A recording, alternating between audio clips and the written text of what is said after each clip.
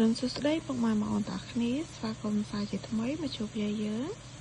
ព្រឹកនេះដែរយាយយើងមានតម្រូវថ្មីសម្រាប់ពុកម៉ែបងប្អូនទស្សនានៅមើលលំសានលេខសម្រាប់ថ្ងៃទី29ខែ5 2025អំណោយបីយាយក៏មានប៉ុណ្ណឹងហើយយាយក៏មានសបិននិយាយជូនពុកម៉ែបងប្អូនស្ដាប់កំសាន្តដូចគ្នា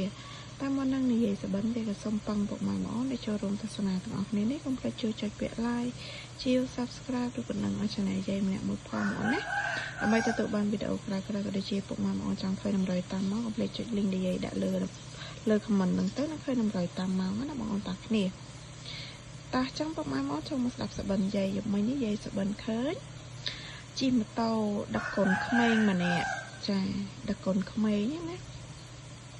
ស្រាប់តែជិះទៅដល់មុខយាយដូរម៉ូតូពីអាសង់មកជាអាឆាលីពណ៌សចាជិះម៉ូតូអាឆាលីពណ៌សដឹកកូនក្មេងណាហ្នឹងហើយឃើញជិះទៅជិះមកដល់ពេលជិះទៅដល់មុខឃើញដូរម៉ូតូមួយគេយកអាឆាលីមកវិញចាហ្នឹងហើយអញ្ចឹងយាយក៏កាត់យក080 01 02 81 86 081 086 618អស់0និងអស់8ចឹងពុកម៉ែបងប្អូនចេះកាត់លេខអីក៏យកតាមហ្នឹងទៅណាចាហើយក៏ជូនពរហេងស្នាល្អទាំងអស់គ្នាចឹងវីដេអូយាយក៏មានតែប៉ុណ្្នឹងទេជួបគ្នានៅវីដេអូក្រោយបាយ